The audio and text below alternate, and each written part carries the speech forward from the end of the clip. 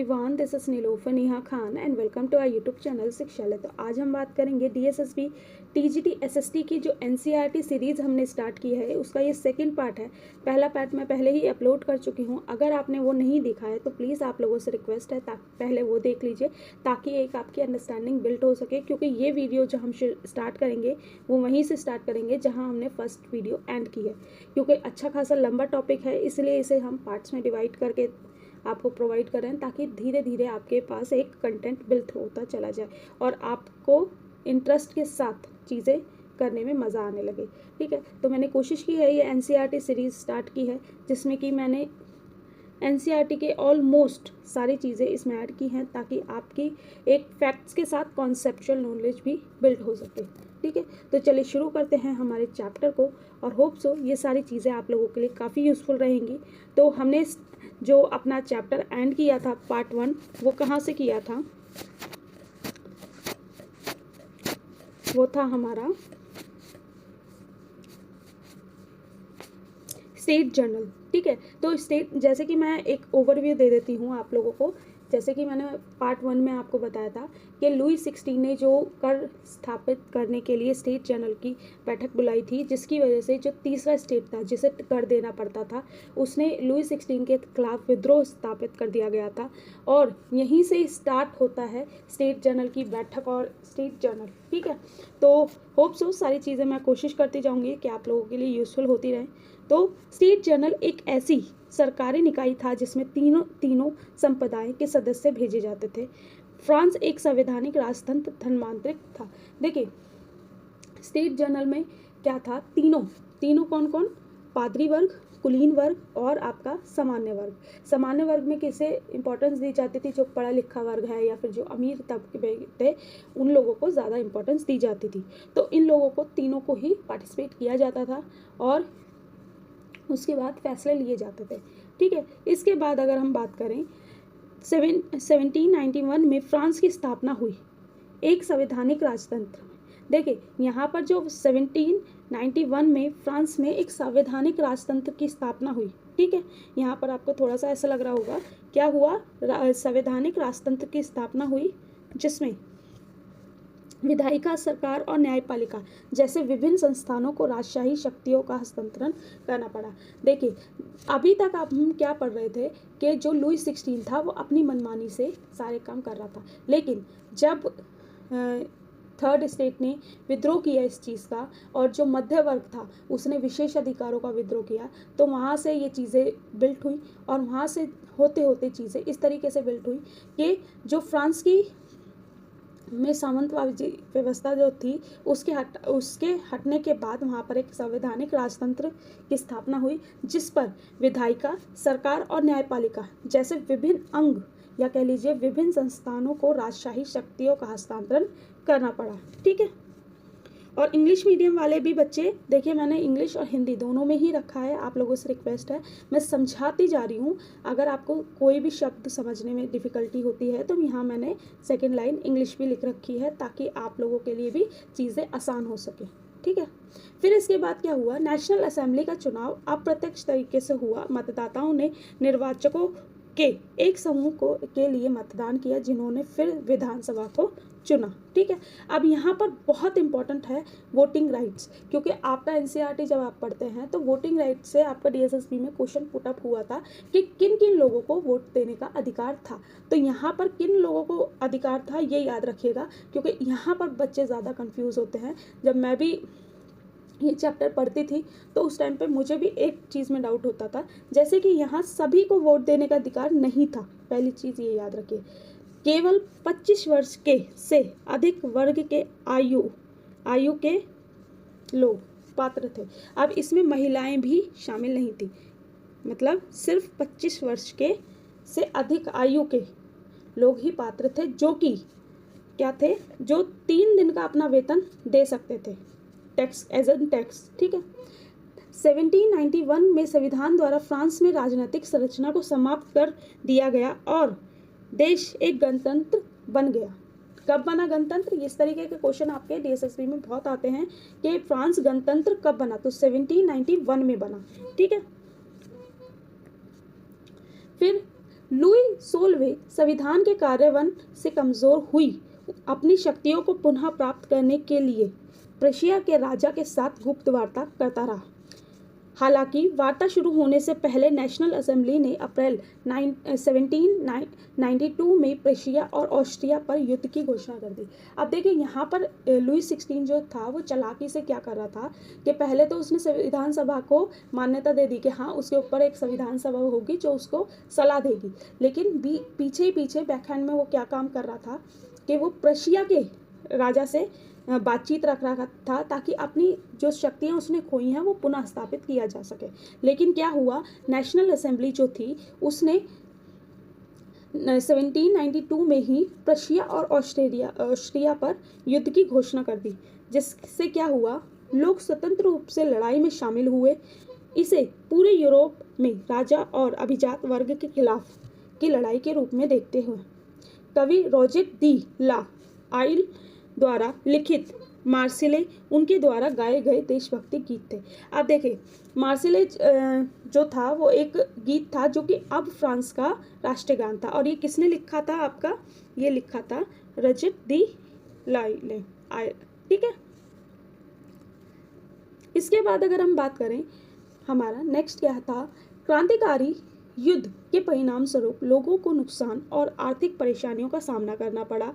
Jacobins जैसे राजनीतिक संगठन उन लोगों के लिए आवश्यक सभा स्थल बन गए जो सरकारी नीतियों पर चर्चा करना चाहते थे और अपने स्वयं के कार्यों को तैयार करना चाहते थे। अब यहाँ पर क्या हुआ, जैकोबिन्स क्लब की स्थापना हुई।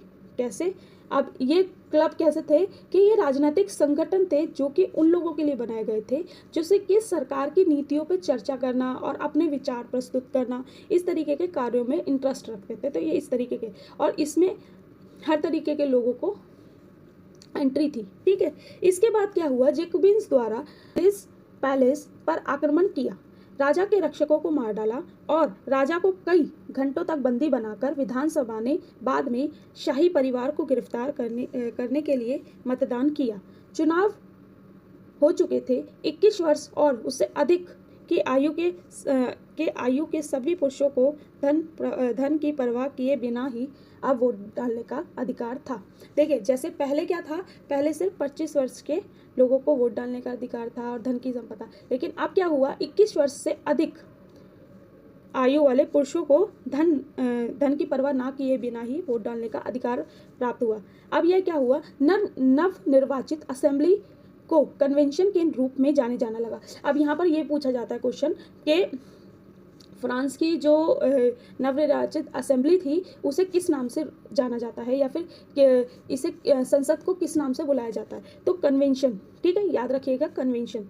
और इसे राजशाही को उखाड़ फेंकने और 21 सितंबर 1792 को फ्रांस को एक गणतंत्र घोषित कर दिया गया। अब ये याद रखिएगा कि जब फ्रांस जो था वो गणतंत्र कब बना, 21 सितंबर 1792 को बना, ठीक है। इसके बाद अगर हम बात करें, 21 जनवरी 1793 को पैलेस डी ला कॉनकॉर्ड में देशद्रोह के लिए लुई 16वें को सार्वजनिक रूप से फांसी दे दी गई। अब याद रखिएगा, ये क्वेश्चन भी इस तरीके से पूछा जाता है कि जो लुई 16 था उसे फांसी कब दी गई थी, ठीक है, और कहाँ दी गई थी, सार्वजनिक रूप से दी गई थी, मतलब लोगों के सामने दी गई थी, ठीक है। अब यहाँ पर द मार्सिलेज एक फ्रांसीसी गीत है जो प्रशिया के खिलाफ लड़ाई के दौरान लोगों ने देशभक्ति भजन मार्शलाइज गाया था। तो ये क्या था, ये एक वैसे तो देशभक्ति गीत था, लेकिन बाद में इसे क्या कर दिया गया, फ्रांस का राष्ट्रीय गान बना दिया गया, ठीक है। अब ये लिखा किसने था, कवि रोजेट दी लाइव ने, ठीक है।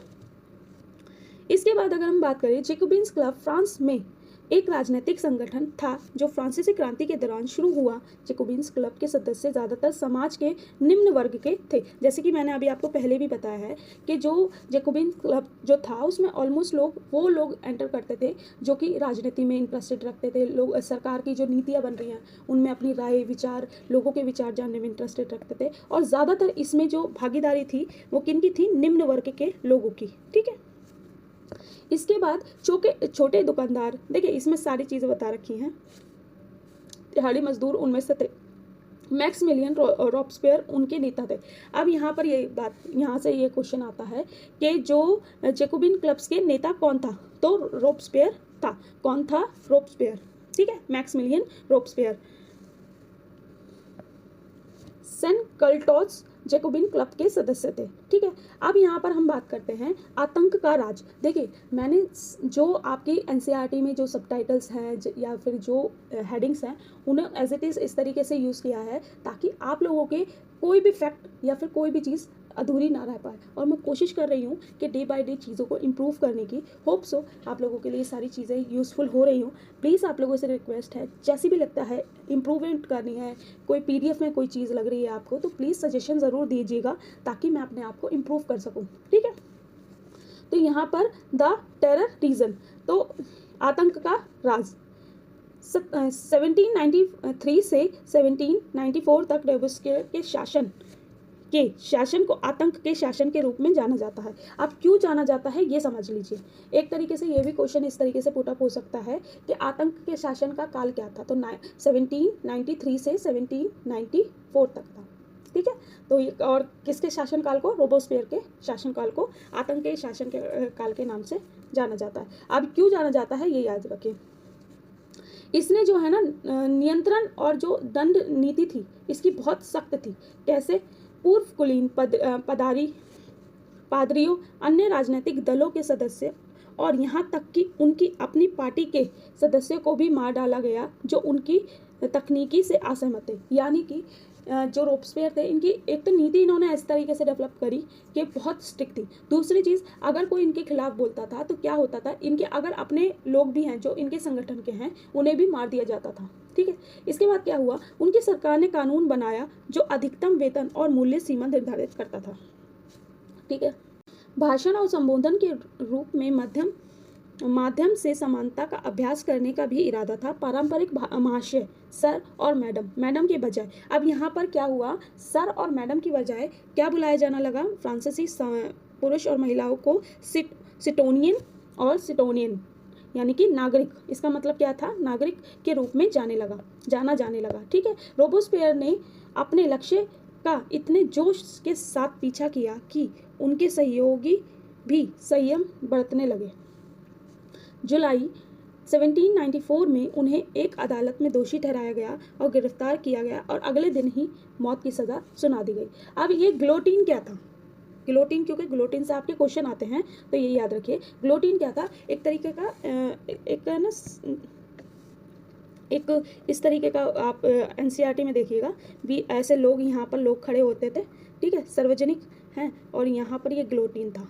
अब यहाँ पर क्या, जैसे फांसी लगाते हैं ना, इस तरीके से यहाँ पर क्या होता था कि जिसे सज़ा दी गई है वो यहाँ पर खड़ा हो जाता था, यहाँ की साइड, और उसका सर ऊपर होता था। अब जो वो गिलोटिन था वो इस तरीके से घूम के आता था तो उसका सर धड़ से अलग हो जाता था और ऑन द स्पॉट डेथ हो जाती थी। तो ये इस तरीके का सज़ा दी जाती थी, और ये जो सज़ा थी ये सार्वजनिक रूप से, मतलब लोगों के सामने, बहुत सारे लोग होते थे उनके सामने ही दी जाती थी। गिलोटिन एक गर्भ निरोधक है जिसमें 2 डंडे और 1 ब्लेड होता है। देखिए, मैंने जैसे कि आपको बताया ना कि 2 डंडे 1 ब्लेड होता है। इसका इस्तेमाल किसी का सर काटने के लिए किया जाता है। इसका नाम आविष्कार डॉक्टर गिलोटिन के नाम पर रखा गया। अब इसका आविष्कार किसके ने किया था कि, तो डॉक्टर गिलोटिन ने किया था, उन्हीं के ही नाम पे रख दिया गया। तो जैसे कि मैंने आपको बताया कि सर काटने के लिए यूज़ किया जाता था। अब यहाँ पर हम बात करेंगे कि इस समय महिलाओं का किस तरीके से क्रांति में भागीदारी थी। जैसे आपने ओलंपियादी गूस के नाम सुना होगा, ठीक है। इस तरीके से जो इम्पॉर्टेंट नाम है ना उन्हें ज़रूर याद रखिएगा, क्योंकि अगर आपको पूरा चैप्टर नहीं भी याद है ना तो भी अगर आप थोड़ा सा इम्पॉर्टेंट चीज़ों को बार बार ही समराइज़ करते हैं तो आपको चीज़ें समझ आने लग जाएंगी, ठीक है। तो क्या महिलाओं की क्या भागीदारी थी इसके बारे में। फ्रांसीसी समाज में इतने महत्वपूर्ण परिवर्तन लाने वाली घटनाओं में महिलाओं सक्रिय भागीदारी थी। कैसे? लेकिन उन्हें 1790 के संविधान के तहत पुरुषों के समान राजनीतिक अधिकारों से वंचित कर दिया गया था। अब मैं जैसे कि उस समय क्या था कि पुरुषों के समान उन्हें राजनीतिक अधिकार नहीं थे, लेकिन बाद में उन्हें दिए गए, ठीक है, जिसने उन्हें निष्क्रिय नागरिक के रूप में वापस कर दिया। उन्होंने मतदान का अधिकार, विधानसभा के लिए चुने जाने का अधिकार और राजनीतिक पद ग्रहण करने की क्षमता का अनुरोध किया। महिलाओं ने बहस करने और अपनी चिंताओं को व्यक्त करने के लिए स्वयं के राजनीतिक क्लबों का गठन किया। सबसे प्रसिद्ध the society of revolutionary and Republican women. अब जैसे कि मैंने बताया कि ये सोसाइटी बहुत अगर महिलाओं से क्वेश्चन आता है तो ये सोसाइटी से ज़रूर आपसे क्वेश्चन पूछा जाता है। तो ये किस तरीके का संगठन था, इसमें क्या था, महिलाओं ने अपनी भागीदारी स्थापित करने के लिए, अपने राइट्स के मांग करने के लिए स्थापित किया था। फिर क्या हुआ, अपने प्रारंभिक वर्षों के दौरान रोबेस्पियर ने नेतृत्व वाली क्रांतिकारी सरकार ने कानून बनाया जिससे महिलाओं के जीवन की उन्नति में सहायता की। उदाहरण के लिए राजकीय विद्यालयों की स्थापना के साथ साथ सभी लड़कियों को विद्यालयों में उपस्थित होना आवश्यक था। अब जैसे मैंने आपको बताया था ना, रोबेस्पियर ने काफ़ी वाइड तरीके से अपनी नीतियों को स्थापित किया था। तो इसने नीति बनाई कि जो महिलाएं हैं या फिर जो लड़कियां हैं उन्हें विद्यालयों में उपस्थित होना आवश्यक है। ठीक है, उनके पास मना करने का ऑप्शन नहीं था। नागरिक कानूनों के तहत विवाह को एक स्वतंत्र रूप से दर्ज और पंजीकृत लेन देन में बदल दिया गया। तलाक को कानूनी घोषित कर दिया गया और पुरुषों और महिलाओं दोनों इसके लिए आवेदन कर सकते थे। अब यहाँ पर जैसे तरीके से पहले क्या होता था कि महिलाओं का शोषण करते थे, लेकिन जिस तरीके से कई ऐसे कानून बनाए गए जो कि महिलाओं के हितों में साबित हुए। ठीक है, जैसे कि अभी हमने पढ़ा कि तलाक के लिए भी कानून मतलब आप आवेदन कर सकते थे और महिला और पुरुष दोनों ही आवेदन कर सकते थे।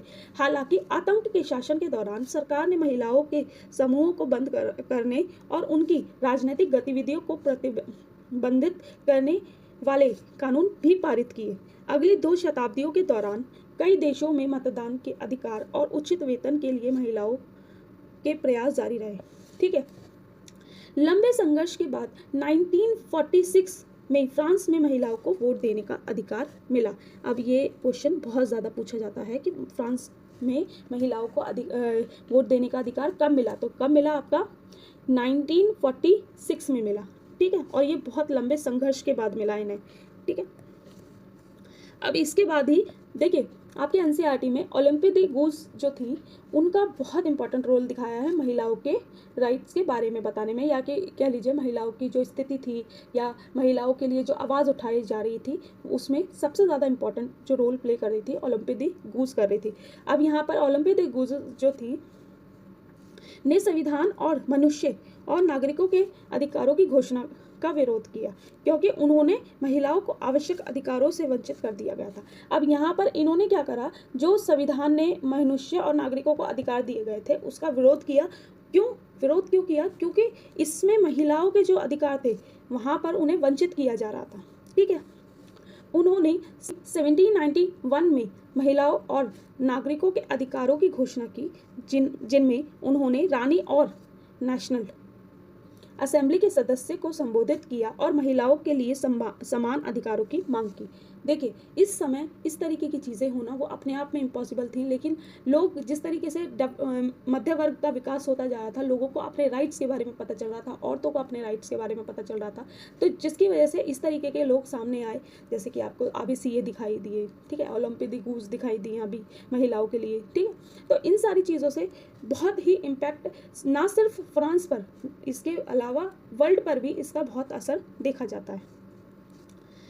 1793 में ओलंपिक दी गूज ने जैकोबिन प्रशासन में महिलाओं के समाजों को जबरन बंद करने के लिए फटकार लगाई। ठीक है,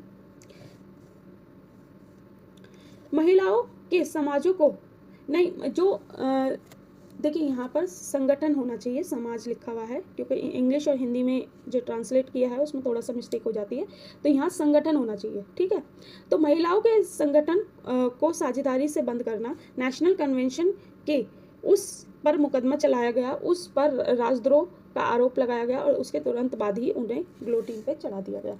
जो ओलंपिक दी गूज थी उन पर भी राजद्रोह का आरोप लगाकर उन्हें भी गिलोटिन पे चढ़ा दिया गया।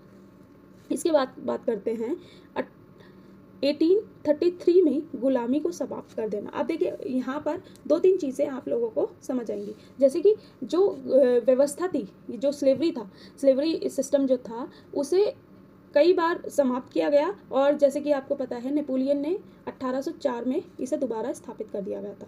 तो यहाँ पर हम बात करेंगे मेटरनिक, गुआदेलूप और सेंट डोमिंगो की फ्रांसीसी कैरेबियन उपनिवेश तंबाकू, नील और कॉफ़ी जैसी वस्तुओं के लिए महत्वपूर्ण थे। देखिए, ये जो गुलामी व्यवस्था जो स्थापित हुई थी, या कह लीजिए जो शुरुआत जो हुई थी, वो कहीं ना कहीं औपनिवेशिक शासन में जो एक लोगों को, ताकि उनसे फ्री में काम करवाया जा सके, इस तरीके की एक व्यवस्था के साथ शुरू हुई, और जो कि आप आगे जाते जाते इस तरीके का इसने रूप ले लिया था, ताकि लोग अपने आप में ही परेशान होने लगे थे, और लोग, जैसे कि मैंने आपको बताया कि मध्य वर्ग विकसित हो रहा था, तो लोगों को समझ आ रहा था कि इन लोगों के साथ ये चीज़ें गलत हो रही हैं। ठीक है, इन उपनिवेशों के वृक्षारोपण की ज़रूरतों को पूरा करने के लिए यूरोप, अफ्रीका और अमेरिका के बीच 17वीं शताब्दी में दास व्यापार शुरू हुआ।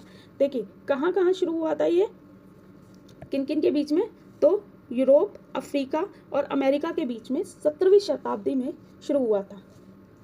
नेशनल असेंबली में घंटों बहस हुई कि क्या औपनिवेशिक सहित सभी फ्रांसीसी विषयों पर मानवाधिकार का विस्तार किया जाना चाहिए। हालांकि उन व्यवसायों के विरोध के डर से जिनकी आजीविका दास व्यापार पर निर्भर करती थी, कोई कानून पारित नहीं किया गया।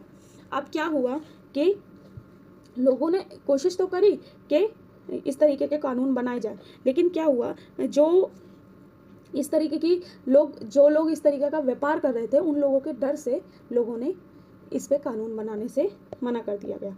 ठीक है, फिर क्या हुआ, 1794 में कन्वेंशन ने सभी फ्रांसीसी विदेशी संपत्तियों में गुलामी के उन्मूलन का कानून बनाया। हालांकि यह एक अस्थायी समाधान साबित हुआ।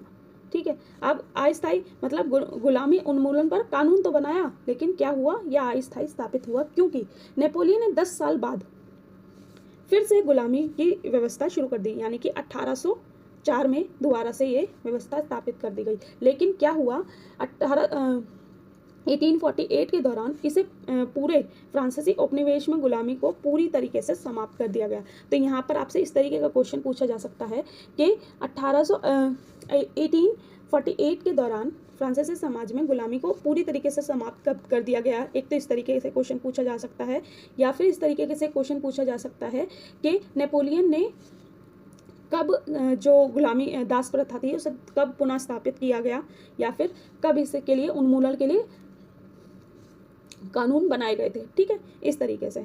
फिर इसके बाद क्या हुआ, 1792 में फ्रांस में स्थापित निर्वाचित सभा को कन्वेंशन के रूप में जाना लगा।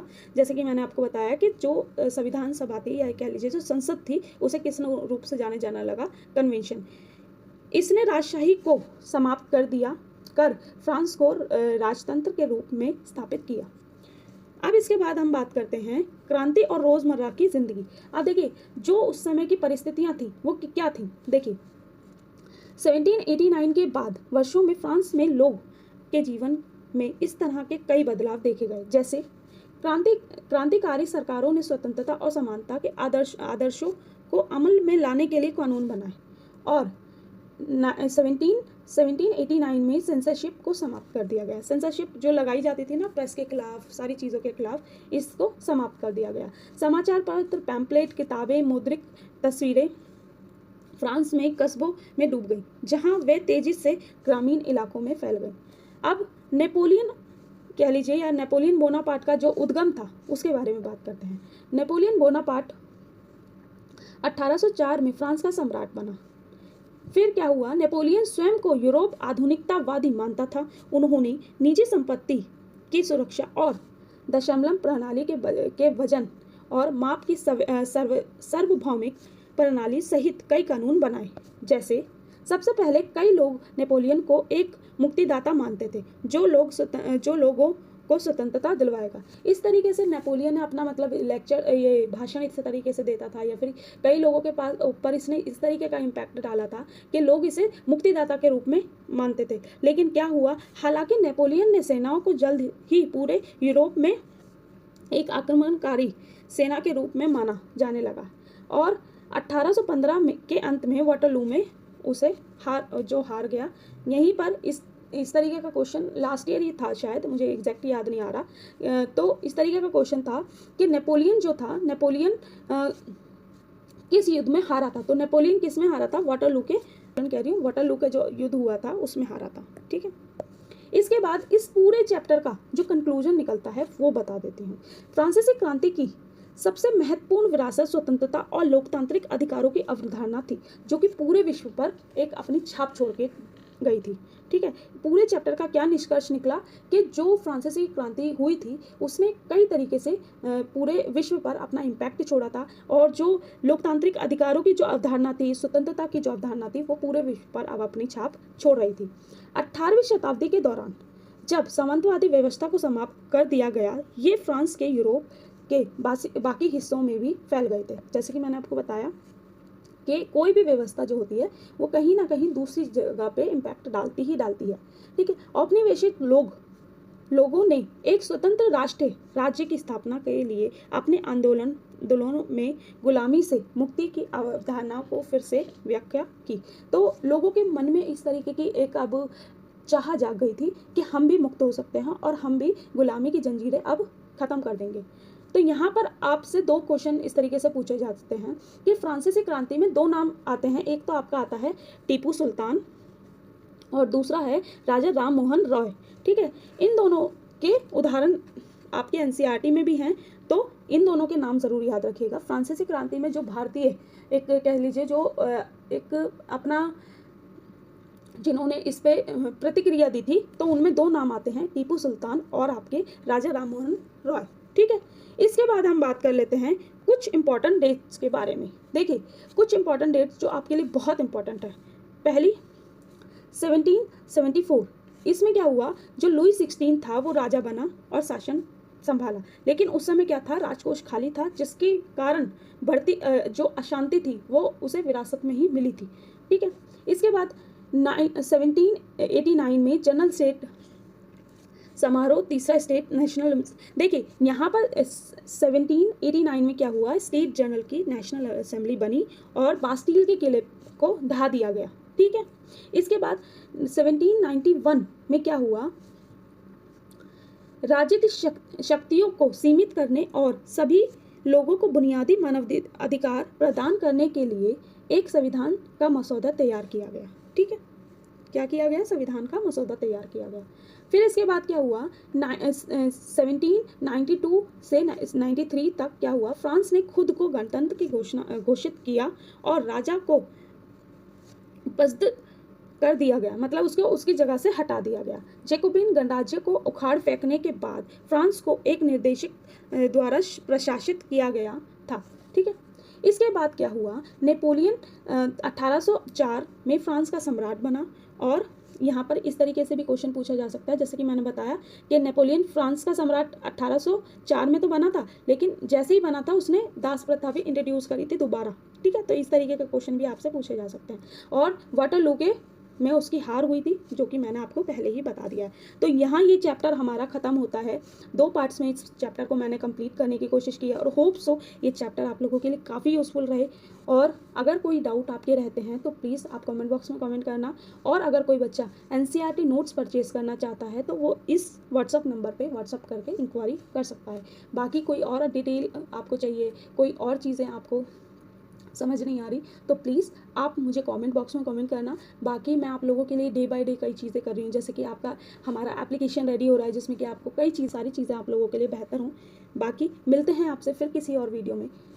थैंक यू फॉर वॉचिंग, और प्लीज़ आप लोगों से रिक्वेस्ट है, अपनी तैयारी करते रहें। जब भी वैकेंसी आएगी, वैकेंसी आने का इंतज़ार ना करें, जस्ट पढ़ते रहें। होप सो सारी चीज़ें आपके हित में हों। थैंक